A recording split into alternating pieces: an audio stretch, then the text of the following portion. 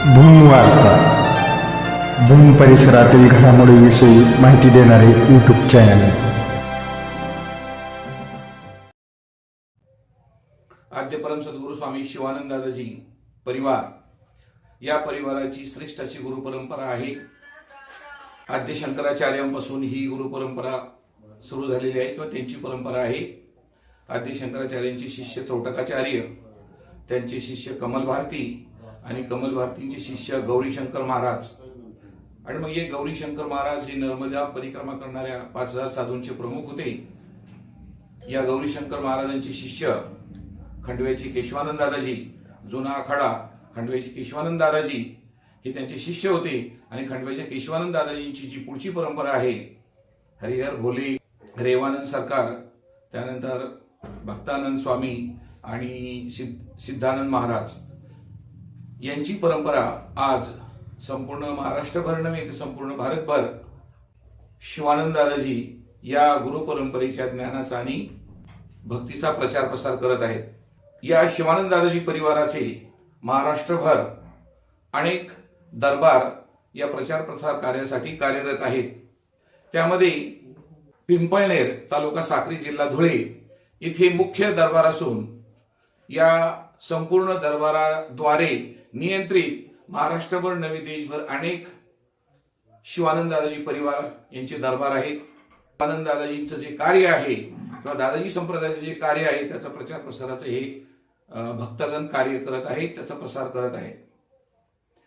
हा भव्य दिव्य असा जो परिवार आहे शिवानंद दादाजी परिवार, त्या परिवारामध्ये जी मुख्य साधना आहे ती मुख्य साधना ऋषी परंपरेपासून आलेली आहे। आपले जे पूर्वीचे ऋषीमुनी आहेत की जे आपले सर्वांचे पूर्वज आहेत, आपण त्यांचे वंशज आहोत। त्या ऋषीमुनींची जी परंपरा होती पूर्वी की त्यांचा जो आश्रम आहे त्या आश्रमामध्ये गायी असायच्या, त्या गायींचं पासून गावरान गाईचं तूप बनवलं जायचं आणि त्या ऋषीच्या आश्रमामध्ये पटांगणामध्ये यज्ञकुंड असायचं आणि त्या यज्ञकुंडामध्ये ते ऋषीमुनी सकाळ संध्याकाळ हवन करत असायचे आणि गावरान गाईचं तूप त्यामध्ये स्वाहा करत असत। तर त्यामधून त्या ऋषीमुनींना जी काय दिव्य शक्ती प्राप्त झाली, त्या दिव्य शक्तीद्वारे ते ऋषीमुनी आपले त्यांचं सूक्ष्म शरीर या स्थूल शरीरातून बाहेर काढून संपूर्ण ब्रह्मांडामध्ये फिरून येत असत।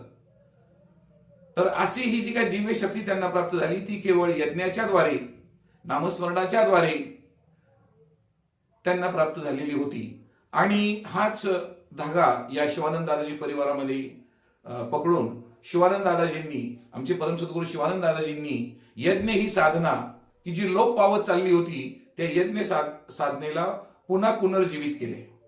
प्रत्येक दरबारमध्ये आठवड्यातून 1-2 असे यज्ञ होतात आणि त्या यज्ञाद्वारे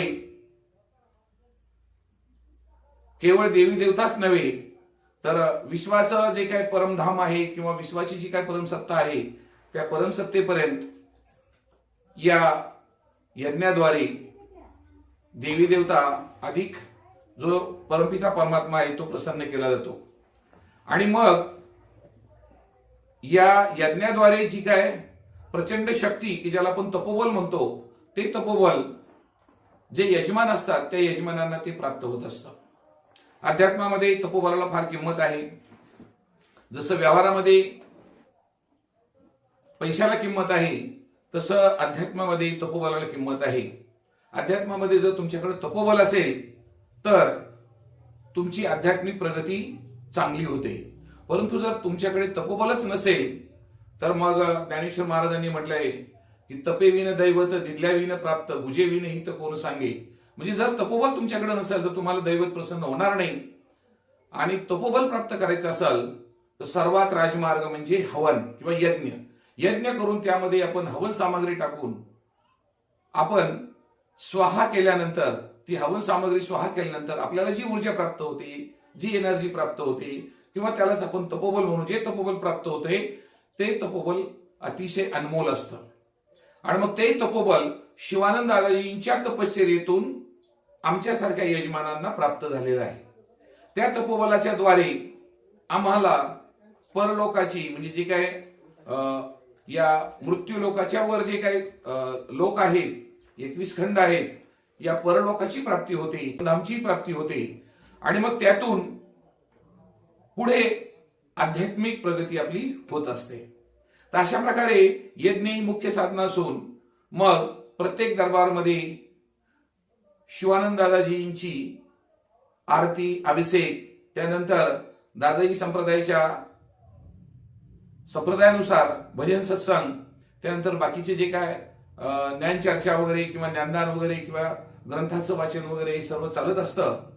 तर अशा प्रकारे प्रत्येक दरबारमध्ये हा सत्संग चालू असतो आणि या सत्संगाद्वारेही सर्व शिवानंद दादाजी परिवारातील भक्तगण तपोबल प्राप्त करत असतात आणि ते तपोबल प्राप्त करून ते परलोकामध्ये म्हणजेच या परमधामकडे प्रगती करत करत परमधामची प्राप्ती करत असतात. आणि याला केवळ आणि केवळ फक्त एकच आमचे जे सद्गुरू आहे शिवानंद दादाजी, त्यांच्या कृपेमुळे आम्हाला तपोबल प्राप्त होतंय आणि त्या तपोबलाच्या साह्याने आम्ही परमधामची प्राप्ती म्हणजे विश्वाची प्राप्ती करत असतो, विश्वाचं पद प्राप्त करत असतो, निर्गुण निराकार परमपिता परमात्मा आहे त्याची प्राप्ती करत असतो. याचा आम्ही सर्वांनी अनुभव घेतलेला आहे. हे केवळ आणि केवळ आमच्या सद्गुरूच्या कृपेने होत आहे. परमपिता परमात्म्याची प्राप्ती प्राप्त करण्यासाठी कुठे हिमालय जाऊन तपश्चर्या करायची आम्हाला गरज वाटली नाही किंवा तिथं एवढी जाऊन खडतर तपश्चर्या करून जे प्राप्त होणार नाही ती आम्हाला सद्गुरूंच्या कृपेने प्राप्त होते. म्हणून सद्गुरूंचा महिमा अगाध आहे. सद्गुरूंच्या कृपेने काय होईल हे सांगता येत नाही, ते आम्ही अनुभवत आहोत. म्हणून आमचे सद्गुरू जे परम सद्गुरू स्वामी शिवानंद दादाजी आहेत त्यांना मी परम सद्गुरू म्हणतोय, कारण गुरुचे अनेक प्रकार आहेत आणि या गुरूंपेक्षा श्रेष्ठ सद्गुरू आहेत. सद्गुरू हे फक्त सत आणि असत याचा भेद करून आपल्याला सत्य काय आहे आणि असत्य काय आहे, जगन्मिथ्या ब्रह्मसत्य हे सद्गुरू नेहमी सांगत असतात, ते सिद्ध करून दाखवत असतात. आणि या सद्गुरूंचेही सद्गुरू जे असतात ते परमधाम मधील परम सद्गुरू असतात. ते परमधाम मधील सद्गुरू शिवानंद दादाजी आम्हाला प्राप्त झालेले आहेत. त्यामुळं आम्हाला त्या परमधामची म्हणजे निर्गुण निराकार परमपिता परमात्म्याचं जे विश्व आहे ते विश्वाची प्राप्ती झालेली आहे. वैश्विक अनुभव सर्व भक्तगणांना आलेला आहे, हे आम्ही अनुभवपूर्वक सांगतो. मग हे तपोबलाचं महत्व कळल्यानंतर मग शिवानंद दादाजी परिवारामध्ये जे काही उच्च कोटीचं ज्ञानदान स्वयं दादाजी येऊन दादाजींचे चैतन्य शरीर येऊन करतायत, ते जे ज्ञानदान आहे ते उच्च कोटीचं ज्ञानदान आहे की संपूर्ण या विश्वाची रचना कशी आहे, सृष्टी कशी निर्माण होते, आत्मा म्हणजे काय, परमात्मा म्हणजे काय, कर्माची गती किती गहन आहे, हे सर्व ज्ञानदान या दादाजींनी आम्हाला 8 ग्रंथामध्ये दिलेलं आहे. पहिला ग्रंथ आहे ब्रह्मांड नायक, दुसरा ग्रंथ आहे महादिव्य विश्वज्ञान भाग 1 भाग 2, चौथा आहे परमज्ञान भाग 1, पाचवा आहे परमज्ञान भाग 2, 6वा ग्रंथ आहे परमप्रकाश आणि 7वा ग्रंथ आहे आद्य आरंभ आणि 8वा ग्रंथ आहे आद्य प्रेमधाम.